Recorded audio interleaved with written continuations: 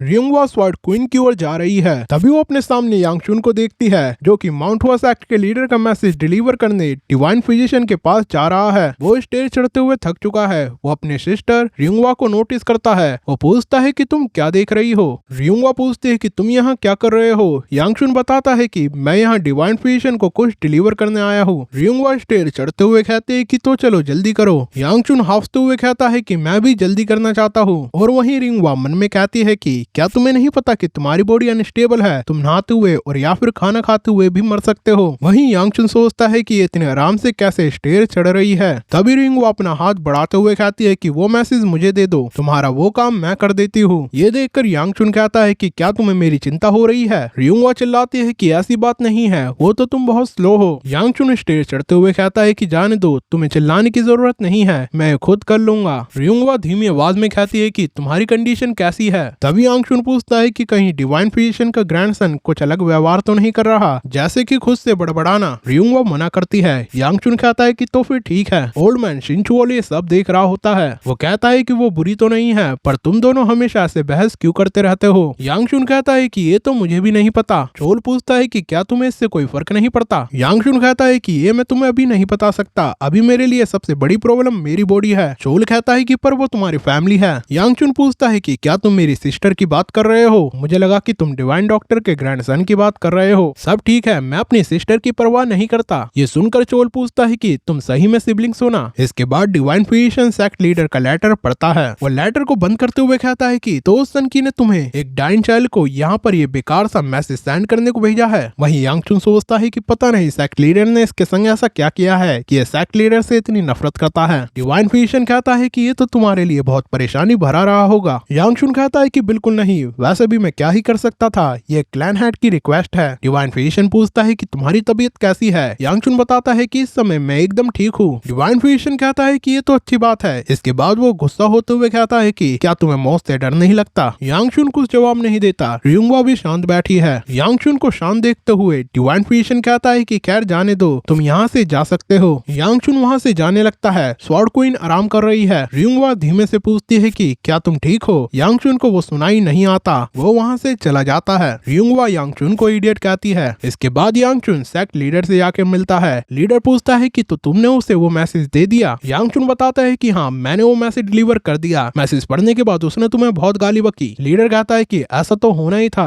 वो आगे पूछता है कि और स्वार्ड क्वीन कैसी है। यांगचुन बताता है कि वो आराम कर रही थी। मैं ये नहीं बता सकता कि वो सही है और या फिर बेकार, पर डिवाइन फिजिशियन उसकी देखभाल कर रहा है। मुझे पक्का पता है कि वो ठीक हो रही होगी। लीडर मन में कहता है कि आशा तो यही है, पर प्लम फ्लावर को ब्लूम हुए काफी समय बीत चुका है। ऐसा लगता है कि सारा बैड लक एक बारी में बरस रहा है। ये सुनकर यांगचुन सोचता है कि और क्या बैड लक है। तभी चोलू से बताता है कि क्या तुम भूल गए कि माउंट हुआ से चिल्ड्रंस मिसिंग हो रहे हैं। यांगचुन कहता है कि सही कहा, और यही नहीं, स्वॉर्ड सुप्रीम और ज़्यूक ह्यूक भी यहीं पर है। इन तीनों में से एक चीज का होना भी बहुत बड़ी बात है, पर ये तीनों एक साथ हो रहा है। और वहीं दूसरी ओर गैंग मेंबर रीजनल लीडर को डिवाइन फिजिशियन के बारे में बताते हैं। रीजनल लीडर एक्साइटेड होते हुए कहता है कि तो हम डिवाइन फिजिशियन से मिल ही गए। मेंबर कहता है कि अभी पक्का पता नहीं है, पर हमें शक है कि वो वहाँ हो सकता है। रीजनल लीडर कहता है कि तो तुम ये कह रहे हो कि तुम्हें नहीं पता कि वो कहाँ है। मेंबर डरते हुए कहता है कि क्यूआई बैरियर को देखने में लगता है कि वो वहीं होना चाहिए। रीजनल लीडर गुस्सा होने लगता है। वो मेंबर की ओर बढ़ते हुए कहता है कि तो तुम्हें ये लगता है कि वो वहाँ हो सकता है, ये सब तुम्हें लग रहा है, सही कहा ना।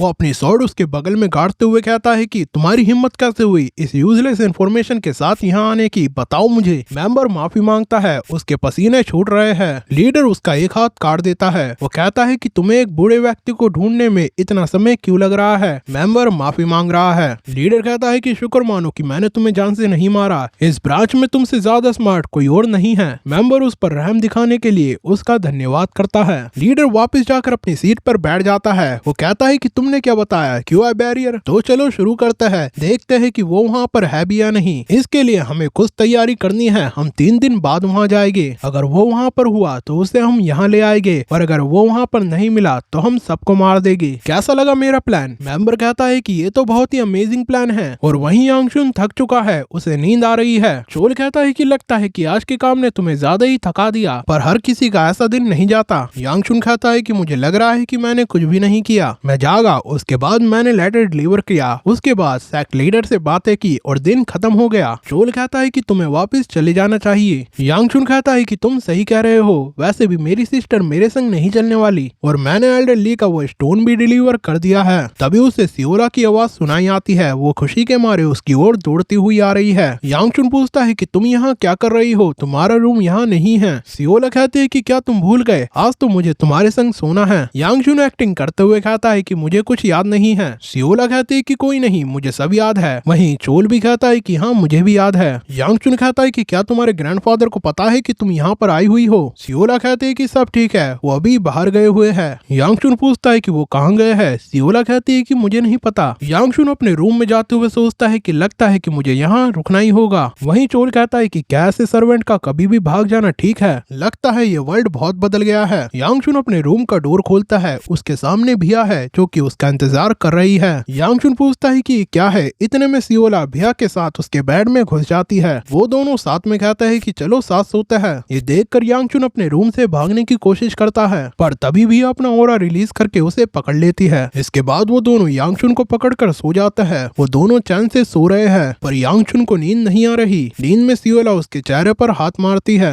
सुबह हो गई है। यांगचुन की आंख खुलती है। वो सोचता है कि ये क्या हो रहा है। वो चोल से कहता है कि मुझे सेव करो, मैं अपने हाथ नहीं हिला पा रहा हूँ। चोल कहता है कि तुम तो बहुत लकी हो, तुम खड़े क्यों नहीं हो जाते। यांगचुन कहता है कि इन्होंने मुझे बड़ी जोर से पकड़ा हुआ है, मैं हिल नहीं पा रहा हूँ। ये सुनकर चोल कहता है कि क्या जिंदगी है, मजा ही आ गया। यांगचुन कहता है कि क्या तुम कुछ कर नहीं सकते, अगर किसी ने हमें ऐसे देख लिया तो बहुत गड़बड़ हो जाएगी। तभी उसका डोर खुलता है और उसके सामने उसकी सिस्टर रिंगवा खड़ी होती है। वो देखती है कि यांगचुन दो लड़की के संग सो रहा है। ये देखकर वो इरिटेट हो जाती है। वो कहती है कि मैं तुम्हारा बाहर इंतजार कर रही हूँ। ये देखकर यांगचुन सोचता है कि क्या माउंट हुआ के लोग हमेशा ऐसे ही रूम में घुसते हैं, लगता है कि मुझे इन्हें जगाना ही होगा। यांगचुन सियोला को खुजली करते हुए कहता है कि लगता है तुम्हारे ऊपर एक कीड़ा चल रहा है। ये सुनकर सियोला उठकर खड़ी हो जाती है। इसके बाद यांगचुन भिया के सिर पर मारता है। भिया होश में आ जाती है। वो पूछते हैं कि तुम मुझे हिट क्यों कर रहे हो, और वहीं सियोला चिल्लाती है कि कहाँ गया वो कीड़ा। इसके बाद यांगचुन रिंगवा से मिलता है। वो बताती है कि मास्टर तुम्हें देखना चाहते हैं, मुझे लगता है कि वो तुमसे लास्ट टाइम सही से बात नहीं कर पाए थे, इसलिए वो तुमसे मिलना चाहते हैं, पर लगता है कि मुझे यहाँ पर बाद में आना चाहिए था। यांगचुन पूछता है कि क्या तुम मुझे ये कहने आई हो। रिंगवा बताती है कि मैं यहाँ पे हुआ रिचुअल के लिए आई हूँ, मैं माउंट हुआ की डिसाइपल हूँ, मुझे ये अटेंड करना है। खैर जाने दो, मैंने अपना मैसेज दे दिया, अब तुम उन अगली लड़कियों के संग अपना टाइम पास कर सकते हो। यांगचुन कहता है कि तुम किसे अगली कह रही हो। रिंगवा कहती है कि कोई भी प्रीटी गर्ल तुम्हारे संग अपना टाइम स्पेंड नहीं करेगी। तभी वो भिया और सियोला की शक्ल देखती है, जिन्हें देखकर उसके होश उड़ जाते हैं। उसे उम्मीद भी नहीं थी कि यांगचुन के संग इतनी खूबसूरत लड़कियां होगी। यांगचुन पूछता है कि तुम दोनों यहाँ क्या कर रहे हो। भिया और सियोला पूछती है कि ये लड़की कौन है। रिंगवा इरिटेट होते हुए पूछती है कि तुम्हें जानने की कोई जरूरत नहीं है। वो वहाँ से चली जाती है। वहीं यांगचुन सोचता है कि इसे क्या हो गया। रिंगवा को अपनी बचपन की मेमोरी याद आती है। वो डरी हुई है। वो यांगचुन को आवाज लगा रही है। वो कहती है कि तुम बाहर आ जाओ, मैं तुम्हें नहीं ढूंढ पा रही। तभी उसके साइड में से झाड़ियां हिलने लगती है। यांगचुन झाड़ियों में से बाहर आकर उसे डरा देता है। ये देखकर रिंगवा रोने लगती है। यांगचुन उससे माफी मांगते हुए उसे चुप कराने लगता है। वो कहता है कि मुझे तुम्हें रुलाने का इरादा नहीं था। रिंगवा कुछ नहीं कहती। यांगचुन कहता है कि तो बताओ मुझे कि मुझे क्या करना होगा कि तुम खुश हो जाओ। रिंगवा कहती है कि क्या तुम मेरे लिए हमारी बिग सिस्टर योन सियोन को डांट सकते हो।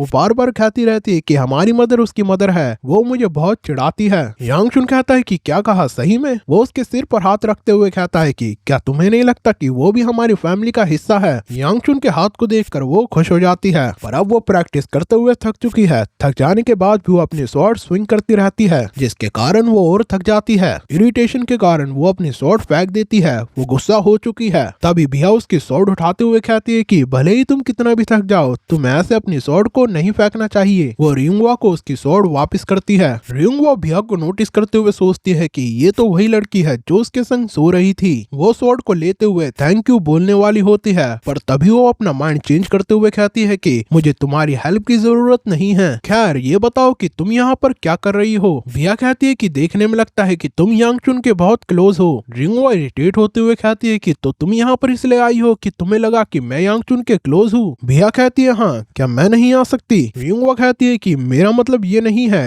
भिया उससे स्माइल करती है। भिया का प्रिटी फेस देखकर वो हैरान हो जाती है। वो सोचती है कि ये आखिरकार है कौन और ये उसके आसपास क्यों घूम रही है। तभी भिया कहती है कि तुम्हें रिलैक्स रहने की जरूरत है, तुम अपनी स्वॉर्ड को बड़ी जोर से पकड़ रही हो, तुम्हें रिलैक्स रहते हुए प्रैक्टिस करने की जरूरत है। रिंगवा कहती है कि देखने में लग रहा है कि तुमने अपनी जिंदगी में कभी स्वॉर्ड नहीं पकड़ी होगी, तुम मुझे सिखाने की कोशिश मत करो जब तुम्हें ही कुछ ना आता हो। ये सुनकर भिया कहती है कि तो क्यों ना तुम मुझसे फाइट करके देख लो। वो दोनों फाइट के लिए रेडी होते हैं। रिंगवा पूछते है कि ये तुम क्या कह रही हो, क्या तुम्हें अपनी स्वॉर्ड नहीं निकालनी? भिया कहती है कि मैं ऐसे ही ठीक हूँ। ये सुनकर रिंगवा किलस जाती है। वो कहती है ठीक है, जैसी तुम्हारी इच्छा। वो भिया पर अटैक करने आगे बढ़ती है। वो भिया को अपनी स्वॉर्ड से हिट करने की कोशिश करती है, पर भिया उसके अटैक को ब्लॉक कर लेती है। वो फाइट करते हुए बताती है कि तुम्हें रिलैक्स होने की जरूरत है। रिंगवा सोचती है कि इसने ब्लॉक कैसे कर लिया। भिया बताती है कि तुम्हें इस तरह रिलैक्स होने की जरूरत है। इसके बाद उसकी स्वॉर्ड में से थंडर निकलने लगती है। वो अटैक करती है जिससे बहुत बड़ी रोशनी होती है। रिंगवा डिफीट हो चुकी है। उसे यकीन नहीं हो रहा। वो पूछती है कि तुम यांगचुन की क्या लगती हो?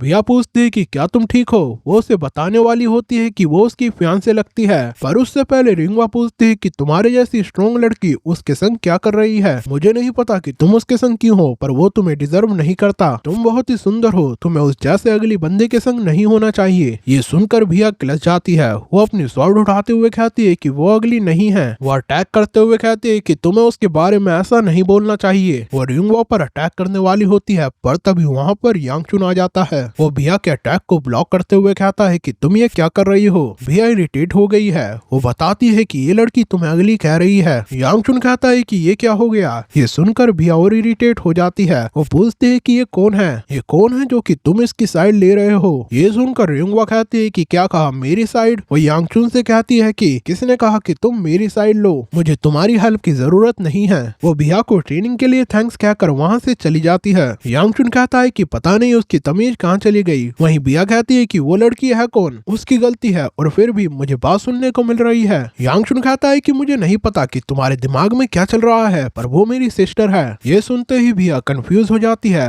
वो पूछते है कि क्या कहा सिस्टर? यांगचुन कहता है हाँ, तुम्हें क्या लगा? वो आगे कुछ कहने वाला होता है, पर तभी भिया कहती है कि मैं तो गई काम से। उसे नहीं पता था कि रिंगवा यांगचुन की सिस्टर भी हो सकती है। इस इंसिडेंट के बाद से ही भिया के होश उड़ गए और वो पूरे दिन ये बोलती हुई घूमती रही कि मैं तो गई काम से। यांगचुन रात को सोने आता है। वो रूम में सिर्फ सियोला को पाता है। वो पूछता है कि भिया कहाँ है? सियोला बताती है कि मुझे नहीं पता, हो सकता है कि वो कहीं और गई हो। यांगचुन पूछता है कि तुम्हारे ग्रैंडफादर कब वापिस आ रहे हैं? सियोला कहती है कि उसका भी मुझे नहीं पता। ये सुनकर यांगचुन कहता है कि अगर ये बात है तो मुझे वेट करने के अलावा कुछ और करना होगा। अगले दिन यांगचुन मुयोन के साथ मार्केट घूम रहा है। वो डिमोनिक स्टोन की खोज कर रहा है। इसके बारे में वो एक शॉपकीपर से पूछता है। शॉपकीपर को उसके बारे में नहीं पता होता। यांगचुन मुयोन से कहता है कि वो भी डिमोनिक स्टोन को नहीं बेच रहा। मुयोन कहता है कि लगता है कि हमें ऐसे डिमोनिक स्टोन नहीं मिलने वाला। यांगचुन कहता है कि तुम ठीक कह रहे हो। वो सोचता है कि डिमोनिक रॉक एक बीस्ट का हार्ट होता है, पर उनकी बॉडी में से निकलने के बाद वो वर्थलेस रॉक में कन्वर्ट हो जाता है। पर मेरी डीमन वेल ऑब्जर्वेशन आर्ट इसका यूज कर सकती है। डिवाइन फिजिशियन और ओल्ड मैन चोल की बात सुनने में लगता है कि डिमोनिक ऑब्जर्वेशन आर्ट के कारण ही मैं अब तक जिंदा हूँ। मैं डिमोनिक स्टोन को एब्जॉर्ब करके इसे टेस्ट करना चाहता हूँ। यांगचुन पूछता है कि क्या मुझे डिमोनिक हार्ट को हंट करने के लिए जाना चाहिए? मुयोन बताता है कि ऐसा करना मुश्किल होगा। मैंने सुना है कि आसपास के इलाके में डिमोनिक बीस्ट की संख्या गिर चुकी है। यांगचुन कहता है कि भला यहाँ क्या चल रहा है? खैर, इस इन्फॉर्मेशन के लिए शुक्रिया। मुयोन बताता है कि मैं अपने खाली टाइम में माउंट हुआ के मार्शल आर्टिस्ट से इन्फॉर्मेशन कलेक्ट करता हूँ। यांगचुन सोचता है कि मैं मुयोन को स्वॉर्ड क्वीन की बिगड़ती हेल्थ और डिवाइन फिजिशियन के बारे में नहीं बताना चाहता था, इसलिए मैं उसे कहीं लेकर नहीं गया। तभी उसका पेट गुड़-गुड़ करता है। वो कहता है कि मुझे भूख लग रही है, हमें वापस चलना चाहिए। देखते हैं कि होंगवा ने आज क्या बनाया है। वो देखता है कि उसके सामने एक सड़ी हुई फिश है जो कि सियोला ने उसके लिए बनाई है। वो उन्हें इसे खाने को कहती है। मुयोन बताता है कि होंगवा जल्द ही नया फूड प्रिपेयर करेगी, जब तक तुम्हें रेस्ट करना चाहिए। यांगचुन बताता है कि तुम जाओ रेस्ट करो, मुझे कुछ काम है, पहले मैं वो काम निपटाऊंगा। मुयोन कहता है कि मैं भी तुम्हारे संग चलता हूँ। यांगचुन उसे मना करते हुए कहता है कि वहाँ मेरा अकेले जाना ही ठीक होगा। और वहीं दूसरी ओर भिया रिंगवा को ट्रेनिंग करवा रही है। भिया कहती है कि तुम्हारी फीट बहुत दूर है और तुम्हें थोड़ा लूज होना होगा। रिंगवा कहती है कि ठीक है। तभी वो अपने पीछे किसी की आवाज सुनती है। वहाँ पर यांगचुन है। ये देखकर वो पूछता है कि तुम यहाँ क्या कर रही हो? रिंगवा कहती है कि क्या तुम्हें दिखाई नहीं दे रहा? भिया मुझे ट्रेनिंग दे रही है। यांगचुन कहता है कि क्या कहा ट्रेनिंग? पर कल तो तुम फाइट कर रहे थे। रिंगवा कहती है कि मैं उस पर नहीं तुम पर गुस्सा थी, अगर सही कहो तो गलती मेरी थी, पर उसने मुझसे माफी मांगी। फिर मैंने भिया से ट्रेनिंग के लिए पूछा। यांगचुन वहाँ से जाते हुए कहता है कि सनसेट होने वाला है, तो चलो जल्दी करो, नहीं तो डिनर ठंडा ठंडा हो जाएगा। भैया रिंगवा को कहते हैं कि तो चलो चलते हैं। रिंगवा कुछ नहीं कहती, उसे नहीं पता कि वो कैसे रिएक्ट करे। भैया रिंगवा को आवाज लगाती है, तभी यांगचुन कहता है कि तुम दोनों क्या कर रही हो, अगर हम वहाँ जल्दी नहीं पहुँचे तो सियोला भूख के कारण मर जाएगी। भैया कहते हैं कि मैं अभी आई। रिंगवा अपने हैंड को देखती है जो कि ट्रेनिंग करते हुए फट चुके हैं। उसे मेमोरी याद आती है। यांगचुन उससे कह रहा है कि मुझे अपना फेस मत दिखाओ, तुम्हें देखकर मुझे गुस्सा आता है। रिंगवा यांगचुन को ब्रदर कहती है।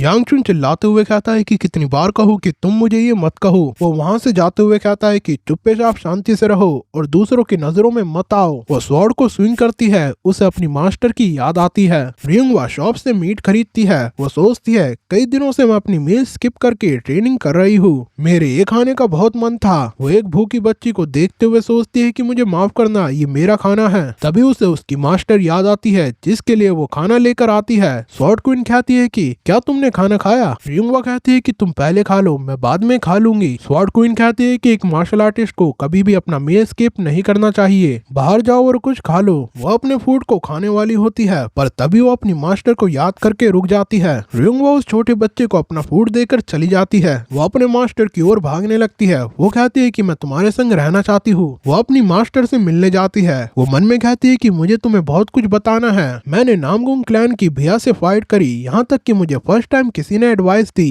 और गु यांगचुन तभी उसके साइड में से एक स्वॉर्ड निकलती है। वो स्वॉर्ड उस रीजनल लीडर की है जिसका नाम ह्यू जियोक है। वो उन्हें देखते हुए कहता है कि मुझे इसकी उम्मीद नहीं थी, ये तो बहुत बढ़िया है। ये सुंदर सी लड़कियां मेरे बीच में कहाँ से आ गई, एक नहीं वो भी दो दो। रिंगवा उससे दूर होते हुए पूछते है कि तुम कौन हो? जोक कहता है कि क्या तुम्हें यकीन होगा कि अगर मैं कहूँ कि मैं ह्यू जियोक हूँ? खैर अपनी स्वॉर्ड को मत निकालो, मैं एक सुंदर लड़की का थोपड़ा बेकार नहीं करना चाहता। तभी भैया उसके सामने आते हुए कहते हैं कि जाओ माउंट हुआ के लोगों को इन्फॉर्म करो, सिचुएशन को समझो, यहाँ पर तुम कुछ नहीं कर सकती। जोक कहता है कि क्या तुम सही में फाइट करने वाली हो? मैं तो तुम्हें अभी तक हल्के में ले रहा था। रिंगवा भैया को कहते है कि पर तुम इसे अकेले हैंडल नहीं कर पाओगी। भैया फाइट के लिए रेडी होते हुए कहते हैं कि तुम यहाँ से जल्दी जाओ। और वहीं सियोला यांगचुन से पूछते है कि क्या तुम जाग गए? यांगचुन बताता है कि मैं जल्दी जाग गया, मैं वॉक पर जा रहा हूँ। सियोला पूछती है कि क्या मैं भी आ सकती हूँ? यांगचुन सियोला को डिवाइन फ्यूजन के बारे में नहीं बताना चाहता। वो कहता है कि मैं अकेले जा रहा हूँ। सियोला कहती है कि पर मेरे ग्रैंडपा ने मुझे तुम्हारे संग रहने को कहा है। तभी यांगचुन कहता है कि तुम यहीं रुको, मैं तुम्हारे लिए चिकन स्क्वायर्स लेकर आऊंगा। सियोला खुश होते हुए कहते हैं कि तुम इंतजार क्यों कर रहे हो, जल्दी जाओ। यांगचुन वहाँ से चला जाता है। वो चोल से कहता है कि दिन रात ट्रेनिंग करते हुए मैं थक गया हूँ। चोल कहता है कि क्या कहा, थक गए हो? मैंने तुम्हारे जैसा बंदा नहीं देखा, तुम तो एक मेंटिस की तरह हो, पर ऐसे सारी लड़कियाँ तुम्हारे पर क्यों मर रही है? यांगचुन कहता है कि ये तुम मेरे फेस पर कह रहे हो और मैं मेंटिस तो बिल्कुल नहीं लगता। चोल कहता है कि ये तुम्हारी तिरछी आंखें एकदम मेंटिस की तरह है। वहीं यांगचुन कहता है कि जरा खुद को तो देखो, बोल कौन रहा है? तुम्हें क्या लगता है कि तुम बहुत हैंडसम हो? चोल कहता है कि तुम्हें सच सुनना है, तुम्हें क्या लगता है कि मुझे माउंट हुआ में अभी तक याद सिर्फ मेरी फीट्स के लिए किया जाता है? यांगचुन कहता है कि कहीं तुम ये तो नहीं बता रहे कि एक अगली मैन भी बहुत मजे ले सकता है? चोल इरिटेट हो जाता है। तभी रिंगवा यांगचुन की ओर भागते हुए आती है। वो उसे बार बार ब्रदर कह रही है। यांगचुन पूछता है कि क्या हुआ, मैंने तुम्हें मेरा नाम इस तरह लेते हुए कभी नहीं देखा। रिंगवा कहती है कि हम खतरे में है, भैया खतरे में है। ये सुनकर यांगचुन सीरियस हो जाता है। और वहीं भैया जियोक के संग फाइट कर रही है। वो सोचता है कि मैं तो डिवाइन फ्यूजन के लिए आया था, पर मैं अपना टाइम इस लड़की के संग क्यों वेस्ट कर रहा हूँ? वो अटैक करते हुए कहता है कि तो इसे खत्म करते हैं, मैं तुम्हारे प्रिटी फेस को बेकार नहीं करना चाहता। वो भैया पर अटैक कर रहा है और वहीं भैया उसे डॉज कर रही है। वो डॉज करते हुए उससे डिस्टेंस मेंटेन करती है। जियोक सोचता है कि लड़की के संग मजा लेने में कितना मजा आएगा। भैया नामगुन क्लैन की टेक्निक का यूज करती है, उसकी स्वॉर्ड में से लाइटनिंग निकल रही है। जियोक समझ जाता है कि ये नामगुन क्लैन के रूलर की स्वॉर्ड है। वो कहता है कि फर्स्ट टाइम मैं इस टेक्निक को देख रहा हूँ, पर ये अभी उतनी स्ट्रॉन्ग नहीं है और ये स्लो भी है। वो सोचता है कि मैंने इसे डॉज कर लिया, पर तभी उसे समझ आता है कि ये तो नकली अटैक था, असली अटैक तो अभी आने वाला है। भैया जियोक पर अटैक करती है। जियोक उस अटैक को ब्लॉक करते हुए दूर खिसक जाता है। वो खुद को संभालते हुए कहता है कि तुम नामगुन क्लैन की क्या लगती हो? वो सोचता है कि गु क्लैन और नामगुन क्लैन दोनों माउंट हुआ में है, पता नहीं यहाँ क्या चल रहा है। खैर तुमने अच्छी फाइट की, पर मुझे नहीं लगता कि तुम्हारी जैसी सुंदर लड़की ने किसी को जान से भी मारा होगा और इसलिए तुम हारने वाली हो। भैया डिफीट हो चुकी है। जियोक कहता है कि लगता है कि तुम्हारे पास एनर्जी नहीं बची। क्या आजकल के सारे मार्शल आर्टिस्ट इतने टैलेंटेड है? मैंने तुम्हें बात के लिए बचाया है, बस तुम मेरे वापस आने का इंतजार करो। भैया सोचती है कि मेरी इंटरनल एनर्जी खत्म हो चुकी है, मैं तुमसे अब कभी नहीं मिल पाऊंगी। गु यांगचुन, मेरा वर्ल्ड फिर से सड़ी हुई बदबू से भर जाएगा, मैं नहीं चाहती। मुझे यहाँ से निकलना होगा। तभी वो किसी की आवाज सुनती है कि तुम ज्यादा मत हिलो। बिया की आंख खुलती है, उसके सामने यांगचुन है। यांगचुन कहता है कि मुझे पता है कि अगर मैं तुम्हें यहाँ से जाने को कहूँ तो तुम नहीं जाओगी, तो पास में कहीं छुप जाओ। जेओक बैरियर को तोड़ने की कोशिश कर रहा है। यांगचुन का गुस्सा 7वें आसमान पर है। वो जेओक की ओर अटैक करने बढ़ता है।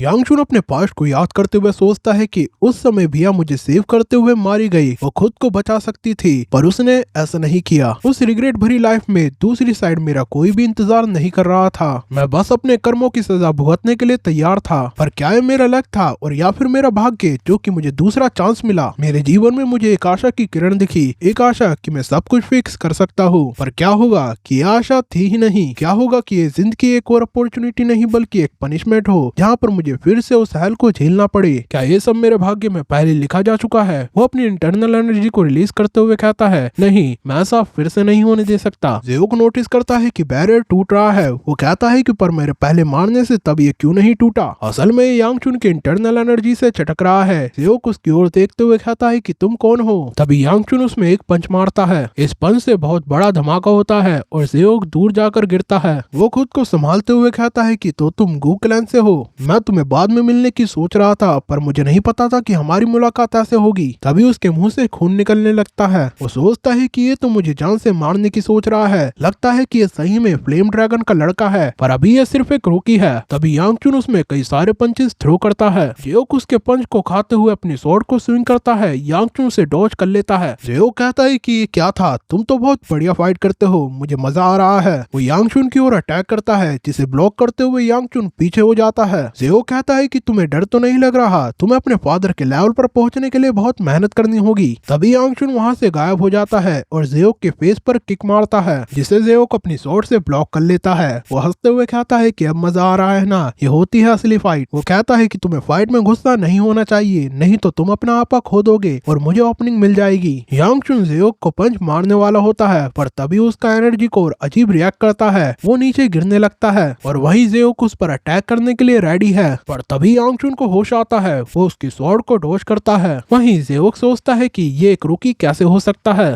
डार्क नाइट प्लेस में कोई भी इसकी टक्कर का नहीं होगा। वो देखता है कि यांगचुन उसके सामने है। यांगचुन उसके स्टमक में घूसा मारता है जिसका इम्पैक्ट बहुत ही तगड़ा होता है। जेओक के मुंह से खून निकलने लगता है। यांगचुन ने रीजनल लीडर को जान से मार दिया है। उसने लीडर के सिर का मार मार के कचुम्बर बना दिया है। बिया यांगचुन को रुकने को कहती है। वो कहती है कि बहुत हो गया। तभी उसे बहुत अजीब सी महक आती है। उसने ऐसी महक कभी नहीं सूंघी। वो सोचती है कि एनिमी मर चुका है पर यांगचुन को क्या हुआ। नहीं, यांगचुन मत करो। वो यांगचुन को पकड़कर रोक लेती है। यांगचुन की आंख पर्पल है, उसमें डिमोनिक एनर्जी फ्लो हो रही है। बिया कहती है कि वो मर चुका है, अब तुम रुक सकते हो, मैं तुम्हें नहीं खो सकती। यांगचुन होश में आता है और बिया की बाहों में बेहोश हो जाता है। और वहीं दूसरी ओर मेंबर्स रीजनल लीडर के वापस आने का इंतजार कर रहे हैं। उनके वापस आने के बाद ही वो माउंट हुआ पर अटैक करने जाएगी। तभी उनमें से एक मेंबर किसी को उनके पास आते हुए देखता है। वो पूछता है कि तुम कौन हो ओल्ड मैन और तुम यहाँ पर कैसे आए। वहाँ पर सियोला के ग्रैंडफादर स्वॉर्ड सुप्रीम है। वो पूछता है कि क्या तुम ही माउंट हुआ के चिल्ड्रंस को टारगेट कर रहे हो। वो मेंबर स्वॉर्ड सुप्रीम के सामने स्वॉर्ड करते हुए कहता है कि अगर तुम अपनी जान की सलामती चाहते हो तो जल्दी मेरे सवालों का जवाब दो। तभी स्वॉर्ड सुप्रीम उसकी बॉडी को बीच में से काट देता है। वो कहता है कि स्वॉर्ड सबसे ज्यादा खूबसूरत अपनी म्यान में दिखती है और विल हमेशा फीलिंग में रहे तो सही है, उसे एक्शन में नहीं लाना चाहिए। तभी हमें पास दिखाया जाता है। माउंट हुआ का लीडर स्वॉर्ड सुप्रीम को बताता है कि हमें माउंट हुआ की चिल्ड्रंस के डिसअपीयरेंस का पता चल गया है। उसका नाम हेयोंग जेओक है। वो डार्क नाइट प्लेस से बिलोंग करता है। मैं इस जगह को नहीं छोड़ सकता, क्या तुम मेरे लिए उन लोगों को एलिमिनेट कर सकते हो स्वॉर्ड सुप्रीम। स्वॉर्ड सुप्रीम कहता है कि अगर अभी तुम्हें गिल्ट है तो अपनी स्वॉर्ड छोड़ दो। मेंबर्स कहते हैं कि हम तुम्हें जान से मार देंगे। स्वॉर्ड सुप्रीम एक अटैक करता है और उन सबको जान से मार देता है। वो कहता है कि मुझे तुम जैसे मूर्ख से यही उम्मीद थी। तभी यांगचुन की आंख खुलती है। वो होश में आता है। उसके सामने डिवाइन फिजिशियन बैठा है। वो उसे ट्रीट कर रहा है। फिजिशियन बताता है कि तुम जल्दी मत करो, तुम्हें 2 दिन बाद होश आया है, तुम हिलो मत, हल्की सी नीडल के हिलने से तुम्हारी QI डिविएशन खत्म हो सकती है। फिजिशियन उसे नीडल से ट्रीट कर रहा है। यांगचुन कहता है कि क्या कहा 2 दिन, पर मैं देख रहा हूँ कि तुम्हारे मुंह से स्मोक निकल रहा है, कहीं मैं मर तो नहीं गया हूँ। डिवाइन फिजिशियन कहता है कि मैं इस स्मोक को एब्जॉर्ब कर रहा हूँ पागल, तुम्हें जोक करते हुए देख कर लगता है कि तुम मेरी उम्मीद से ज्यादा ठीक हो। मैंने तुम्हें कहा था कि तुम एक जिंदा लाश हो, तुम्हारी एनर्जीज एक दूसरे में बड़ी गंदी तरह लपटी हुई है, पर अब तुमने कई सारी एनर्जीज यूज कर ली है,